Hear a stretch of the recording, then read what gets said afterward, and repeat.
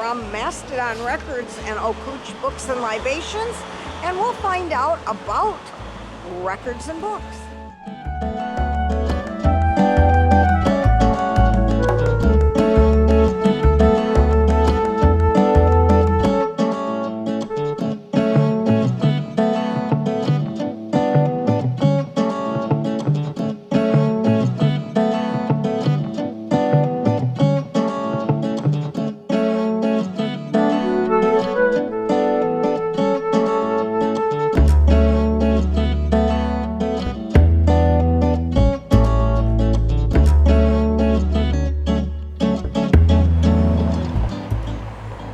Well, if you're like me, you certainly do remember vinyl records, and Craig Woodhouse will tell us about the ones for sale here at Mastodon Records.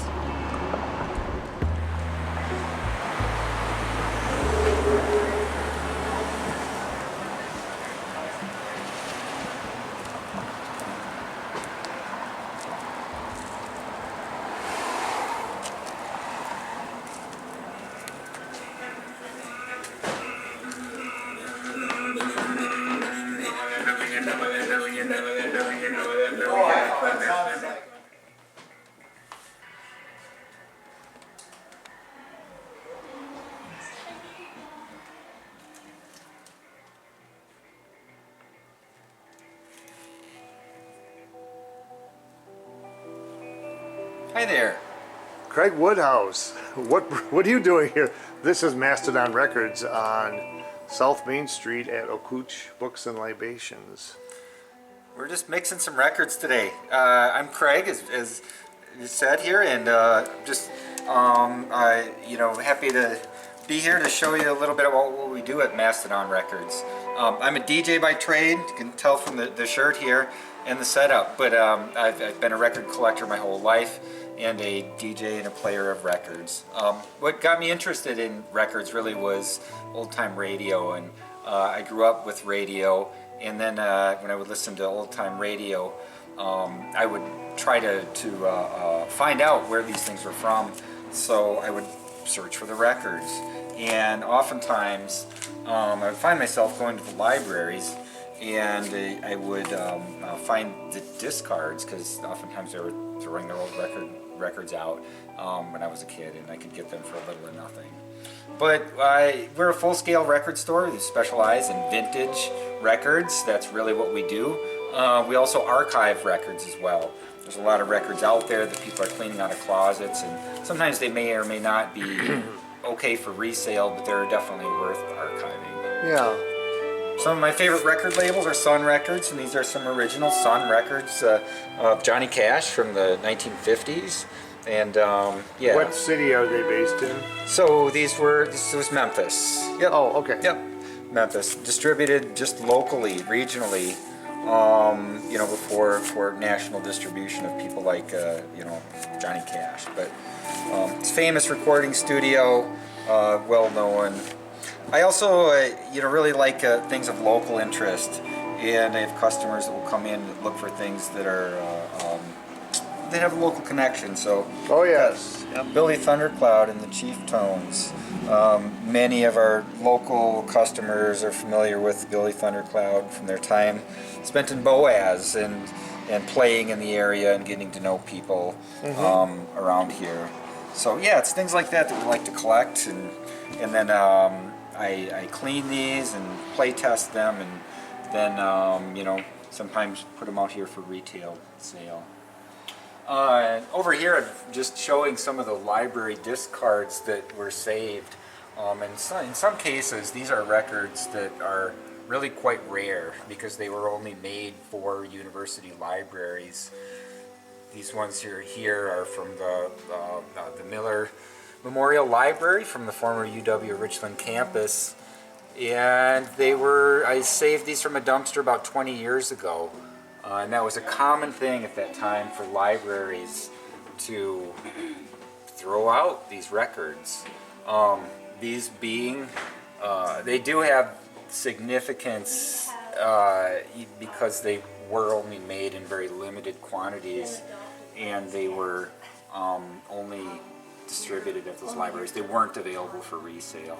And these are recordings that are important to the people who made them. Everything from the Tapoke people of the Congo, songs of the American Negro slave, and then Inuit throat singing. The Inuit throat singing record was made in Canada, and we only know of about 8 of those records that still exist. And so part of our job here is to archive these things and make sure that they get preserved. So this might have been like a sociology or history course or something? It could have been. It was oftentimes anthropology professors. Oh, I meant that, sorry. Yeah. Cultural anthropology. Yeah, cultural anthropology, people that went out and made these recordings, similar to the blues recordings that were made in the American South in the 1920s, and now are in the Smithsonian or other places, and we just want to make sure that these get saved. And in some cases, the descendants of the performers of these records may not have a copy of the record themselves. So, And you told me when I got here today that they would go on site in the way back when. it's kind of starting in the 20s. Yeah, Yeah. you kind of burned the records. Yeah, etched the records right on site. And that's something that became popularized in World War I, where records were made right in the trenches. Field recordings were made right in the trenches. And it could have been a letter, if you will, to a family back home, or it could have been a coded message that was going to then get brought from one trench to another trench. And that was really the beginning of practical uses of making records. Those records at that time would have been made out of lacquer, different than But were they material today. cylindrical or were they flat like this? They were still flat. Okay. These were the early flat records. We do have some Edison cylinders here, and these are from the 1890s. Oh, okay. And up through about 1910 or so. And these, I don't have a player for these, but yeah, that's a classic Edison cylinder, and it would rotate with a needle like this, and it's just a different way to record sound, but very similar to what became what we know as the LP.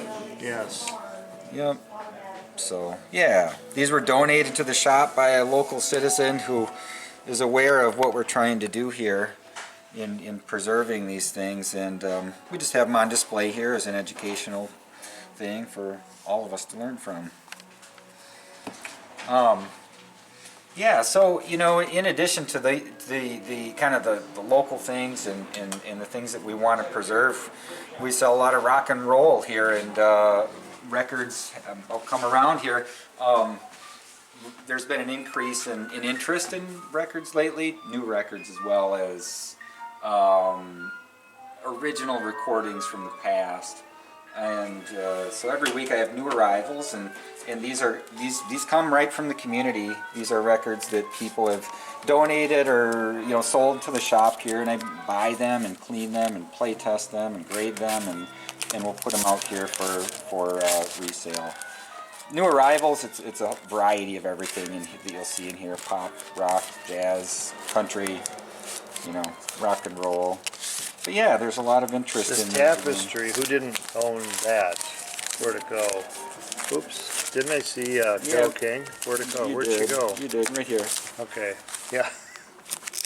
That's an iconic. It is an Supposedly iconic the record. guy just took the picture, just took it, and the cat just happened to be in there, and it wasn't really it was posed, but it wasn't. Sure, So yeah. that's the story I heard. Yeah, I think you're right. It's just like a vintage. It's not a Polaroid probably, but just looks like it sure wasn't professionally in a studio.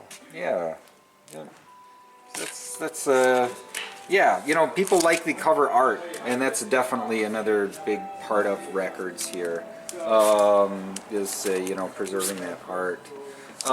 Here's some more local records, and in addition to these library records, I also try to save and archive these Wisconsin Public Radio records that were sent around to schools.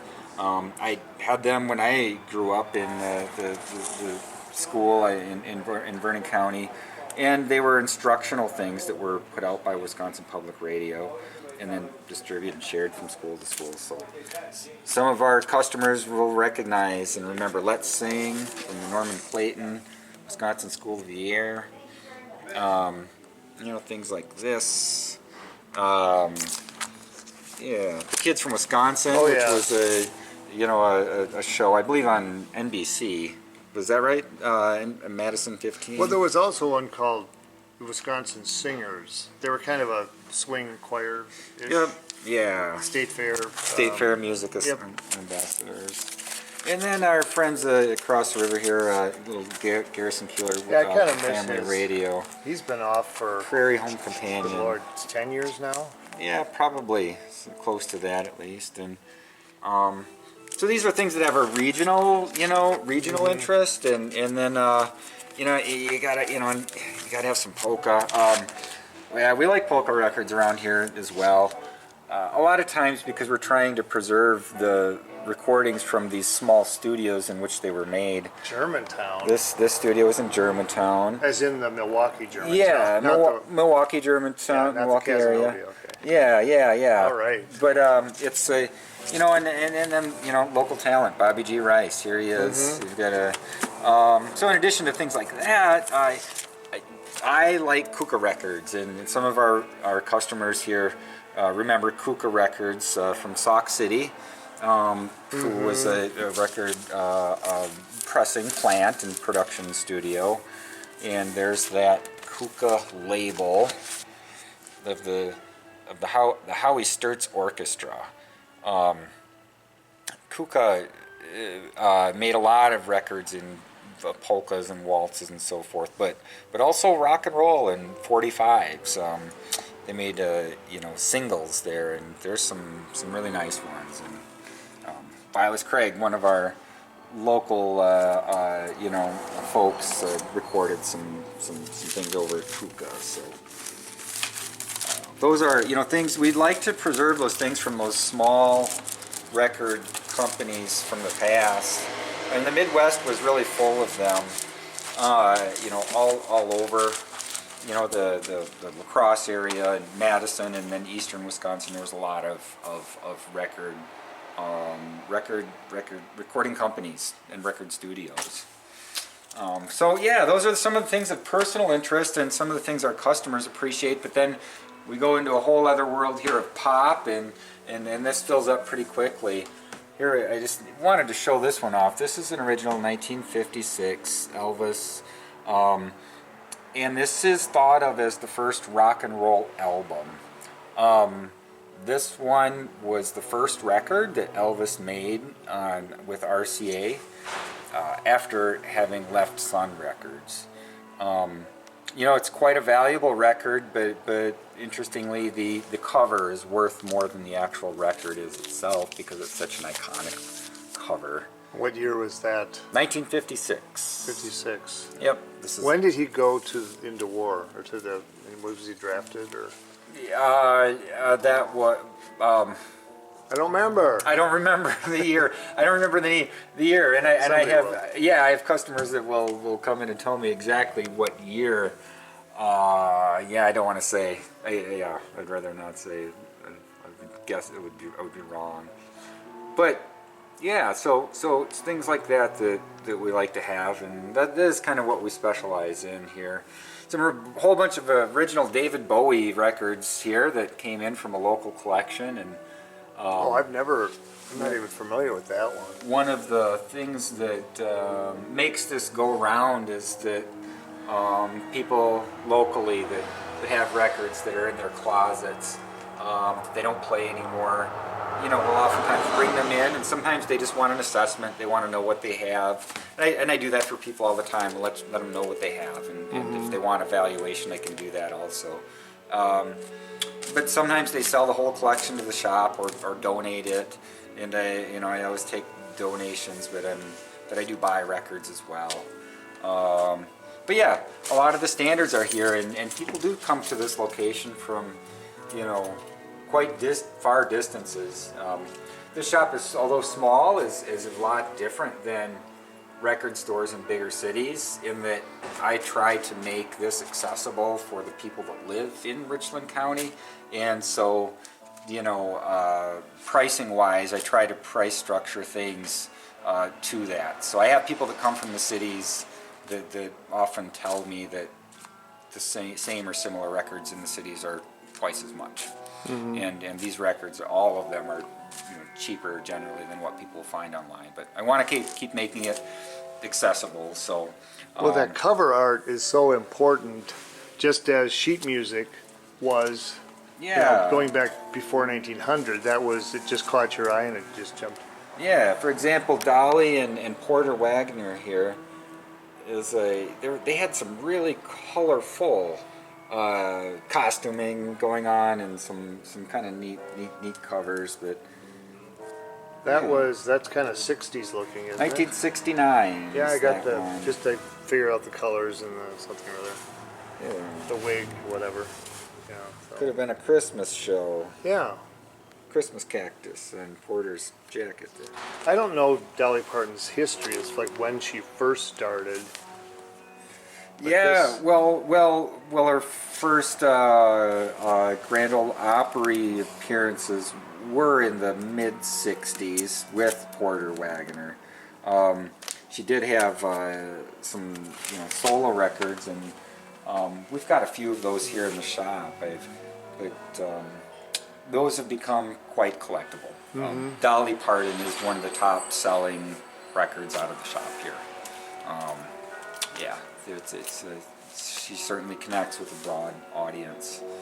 So, Do you have any of his old? I suppose they were RCA Victor, with the opera. Those we open them up like a booklet. yeah, With really detailed. It looks like a painting on the front. yeah. You know, there's 30s, some.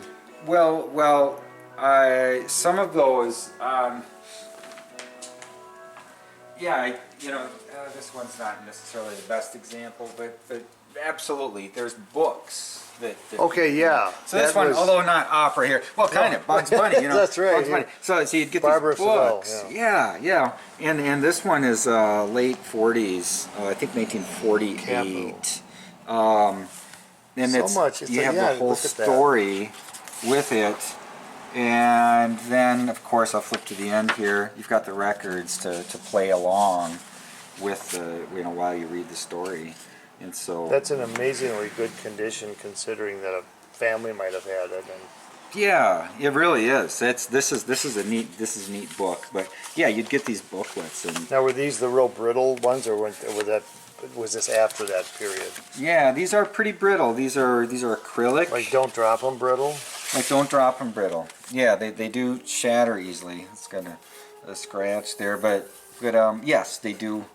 They're hard and rigid. They're not very flexible. But they're super flex. Well, this one is a little more flexible than some of the ones from the 1930s. Now, are these 33 though? Or These would be 78 78. RPM. The size of the record is 10 inch, but Okay. the speed at which it plays is a 78 RPM. And similar to that, you know, things like Bing Crosby here and Oh, Don't wow. Fence Me In. And this one isn't a story, it's just the collection of the records with a little bit of biographical information. Which is one of the appeals of records is you'd get these printed text along with them, so you could read about the artist or the recording studio or we had people production. over. There was no TV, so you just played records. Yeah, and you would read. Yeah, we would read. People would these. read. They would read these to one another, and Read words. yeah. And I found that's one of the reasons for kind of a reemergence and interest in records is that it's something that's tactile, and people like that physical interaction of being able to touch it, to hear it, to read it, to smell it. If it's a musty old record, they have a distinct smell. Is this the 40s? This is the Ken this might be Darby. 1950. This might be early 1950. I'm going to guess about 1952. Well, I know the name Ken Darby just from records, I guess, but Ken Darby Choir.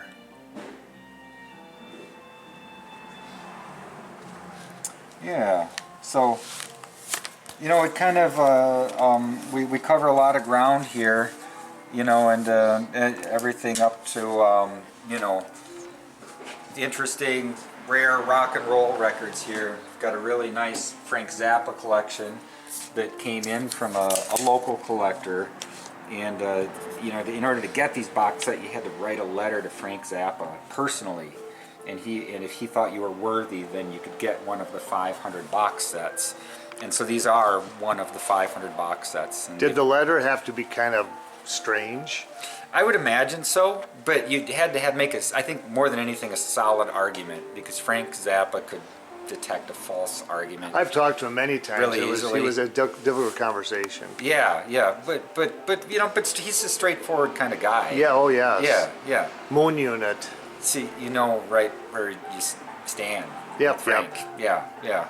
But you did. You know him too, then. Yeah. That's kind of neat. It is kind of neat. But yeah, we absolutely. Again, there was only 500 of these made, and one of these copies, and these have never been played. They were purchased by a collector, and he just saved them. And so, yeah. When did this collector purchase them? Oh, this would have been the 1980s. I don't know what year exactly, but these came out. Frank remastered all of his work and reissued it in those box sets. So you just called him Frank, we call him Frank in the biz. So that's kind of cool that you're on a first name basis. So. It is his name, and I do refer people, by their names. Instead of Mr. Zappa.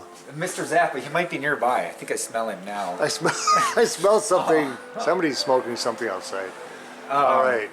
Yeah, mostly, a bunch of pop here, and we like pop music also, and so, and when I say pop, I use that loosely. I'll include everything from, Nora Jones and Primus to Suzanne Vega, one of my favorites. I'm a big Suzanne Vega fan here, and so, yeah, we meet the spectrum. I do emphasize. Put a lot of emphasis into quality here. If there are any records that are out here on the retail shelf, they've been played, they've been tested, they've been graded. I put them in a new sleeve, so you know that you're getting good quality. She's unusual. Well, I don't really judge musicians. I just heard one of her songs once, and it started out with just her saying and then she kind of. But that was years ago. Maybe that's not. Who knows? Well, it was very like she was breaking new ground or something. Oh, Superman.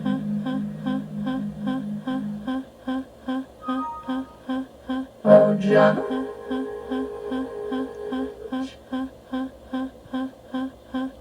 Oh, Mom and Dad.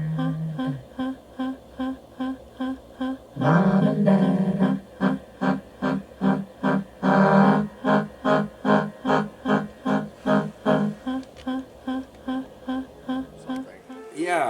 Yeah. I don't know. There's a lot of different ways that the art comes out. Yep. And that's what we try to celebrate around here. Yeah. Patti Smith, who actually had her fan club was based out of Richland Center. So I'm going to put the call out there right now. Phil Nee has made this ask before, but on the back of one of her records, if you want to be in the Patti Smith fan club, you would write, and the address was a P.O. box, Richland Center, Wisconsin. Where's she from? New York.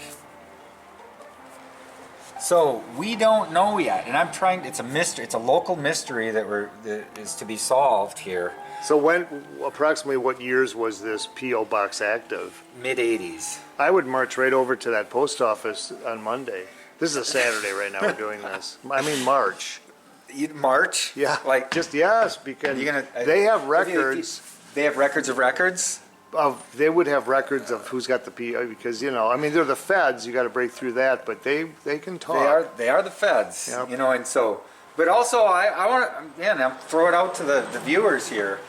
Yeah. If What you was the know, P.O. box number? I don't know what the P.O. box number was, but I will find out. I'll find out, and we can maybe put a, addendum to the what we're doing today. Frank Sinatra's pretty hot these days. I've heard of him. Yeah, you've heard of him. That's good. Yeah. It's kind of cool that this doesn't happen all the time, but like he starts out as a recording artist, then he segues into Hollywood, and he's a really good dramatic actor, and he's been in lighter movies, but Yeah. Well, he's someone who is, I think, respected. feared. By kind of all genres of Yes, musicians, and so I think recently, some of our younger generation music fans have they're learning about him for the first time. So we do actually sell a fair amount of Frank Sinatra records here, and classics like Miles Davis and Bonnie Raitt. We like stuff like this around here. Do you have any comedy like George Carlin or that? Yeah. We've got a crate over here of some comedy and spoken word. That's another thing that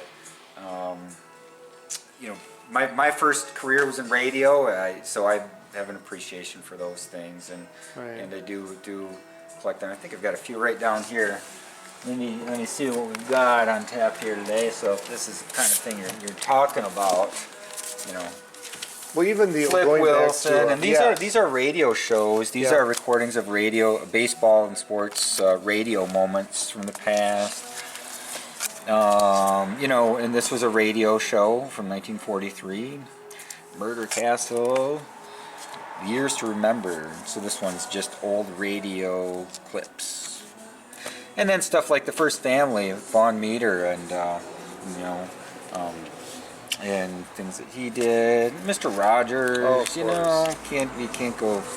That's actually a really kind of cool record there, Mr. Rogers, and Memorial for Kennedy. Whoa, Kennedy's Memorial. Don't do that to your records. No, but these aren't the brittle shatter things. Yeah, we still don't. And Martin Luther, Dr. yeah. Martin Luther King recording. Mark Twain. So yeah, we like stuff like Oh, this. is that Hal around here. Holbrook? Okay, yeah. Yeah. Do you have any Ernie Kovacs, that goofy stuff from early 60s? Not out here on the shelf right now, but I've got thousands of records in the back room that I'm always going through and cleaning and Any Jackie Gleason? Because he composed. A lot of people don't know he was a musician, composer. I think so. Yeah, I know I've had some here. I don't, but I can't recall exactly what that is right now. But so yeah, country is popular. Oh, it is. Got Yeah. a country is always although here that we got Frank again, but Waylon's pretty hot right now. Waylon Jennings, sell a lot of his records. And then we like these traditional things too. So we got National Geographic recording here of music of the Ozarks. This was a library. This was saved from the library dumpster as well. So That would be university library or a public? that university library. Okay. I think that the subscribers of National Geographic could get these. And if I recall, you would have these clips. You could cut out these coupons in the back of National Geographic and order the record sets. Okay. This series of record sets. Frank Brown, Jerry Jeff Walker, Willie Nelson's pretty popular as well. Yeah, I've heard of him. Yeah, but it's all generations that are buying Willie Nelson records. Johnny Cash was really popular in the mid-90s. All the Madison, it was cool to buy his CDs. Yeah. I don't know what happened in mid-90s, but everybody's running out and buying Johnny Cash. In the late 90s, Johnny Cash kind of revived his career with the help of Rick Rubin, the producer, Okay. who kind of talked him into covering some contemporary rock and roll, basically. And that was a huge revival for Johnny's career. He was kind of struggling in the years up, from mid 80s to the mid 90s actually, and he covered songs by Soundgarden and Nine Inch Nails and others that were more hard rock or grunge at the time, and made them his own versions, and that really again brought him to a new generation discovered who Johnny Cash was for the first time. So that really did cement his legacy by doing that. So yeah, we do CDs. Got a few CDs here as well. We sell turntables and and associated equipment also. When did vinyl / turntables they really went down the drain, and then CDs were the new thing, but when did these start to kind of come back a little? Was that the 80s or 90s? So When it got cool again to buy a vinyl? turntable? Yeah. Well, that part of the history of vinyl records is interesting because the last mass-produced rock and roll and pop records were made in 1991. 1991 is a specific year where you could no longer get records in the record store as as standard stock items. If you wanted them, companies were making them in really limited quantities, and you usually had to order them through Columbia House or one of his record clubs. Oh, right.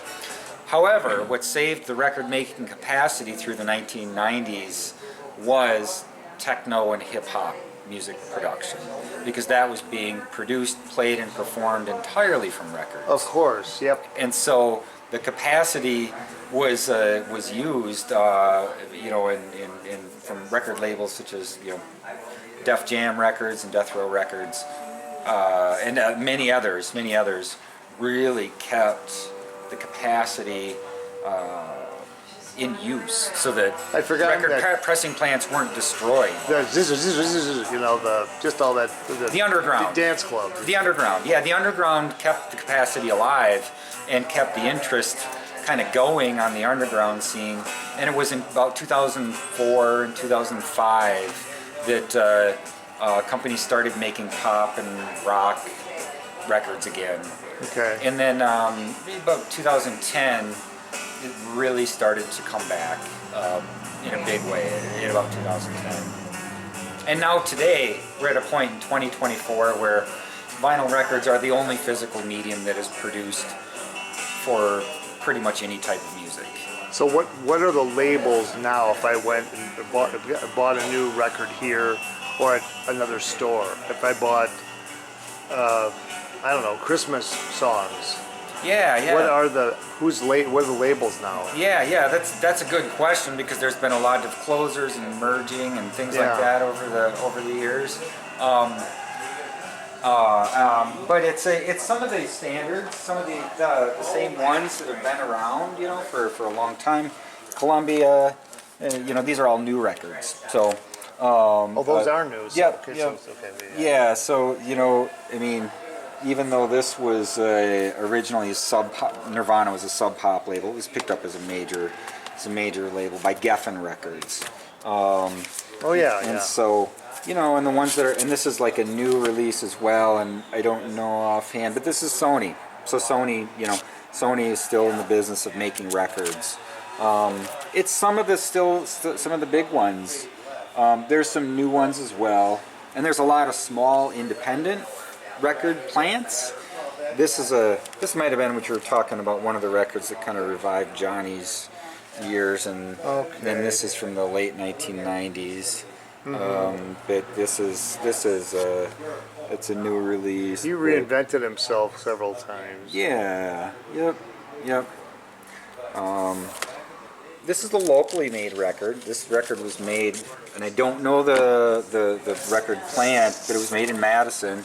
And this is my friend's metal band called Saurus, with members from Viroqua and Madison and other places. But this was only made in Let's do some recorded name- at Sound Studios in Madison. Name dropping here. Yeah, Sean, love you, man. Let's sell some of your records here, okay? Local band, you know, and And you playing know quite a these bit. people. You've Yeah. spoken to them? Oh, he's my roommate, Sean. We planted a million trees together, and we you know, shared a lot of ramen over the campfire and whatnot. So, you know, these guys deserve it.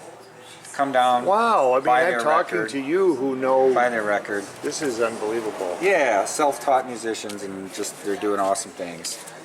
Come in and support them. Where'd they come up? What is Saurus? Like Dinah? You know, there's a whole storyline here. So, you know, maybe we can get someone from Saurus once this is out there and posted on YouTube. Maybe someone can give us a summary. I think you can get one of them here. Oh, sure. To the record store. Oh, yeah, absolutely. I They mean, come through. one of these three. One of the members? Ramen friends. Yeah. Sean's my guy. He's my roommate. Karwath. Karwath. Yeah, hails from Vernon County, Wisconsin. Went to we were high school classmates, and like I said, camped and planted trees and jammed out together for many years. Billick? And Nico Kane. Yep. So let's get more of the Saurus story. We need it. Well, it's up to you to get a hold of them. I Because don't know this that. production has been sponsored by Saurus. I'm not connected So like you. So come in and support them. You know, if you like local music, let's support these guys. So we have other things in here too that are regional. This is some some metal from the Southwest, and these is some metal bands that are on independent labels. We love independent labels and local music here. Also, we try to have as much of that as we can, and just other stuff too. It's too bad you're not playing one of these right now, the Saurus. Well, you know, maybe we need to have you come back, get the video crew back in here again, and maybe we can bring these guys in here for a live set. Okay, what is this? One final little thing here, the Jimmies. The Jimmies, Madison-based blues rock, coming here to Richland Center Auditorium on October 11th, 2024. 7 p.m. show. Doors open at 6 o'clock. We're fans of the Richland City Auditorium here, and we're going to help them out as much as we can. So we want to pack the place. I'm really excited about some things that are happening at the auditorium with the renovations and renewed interest and renewed energy there, and let's get it kicked off this fall with the Jimmies, October 11th. Good. Be there. Any place that Liberace performs, the Jimmy should perform. Yeah, you know, I think that Jimmy should play everywhere that Liberace performed. Yeah. And how many places are there where Liberace and Jimmy performed, and that leaves us again as very unique. Yep. You know, in a really unique situation here. So, Well, you good. can I will only come catch it back here. once you get a hold of your friend here, and then I'll come back. So I'm going to back out the door now. Thanks, Craig. Thanks for stopping.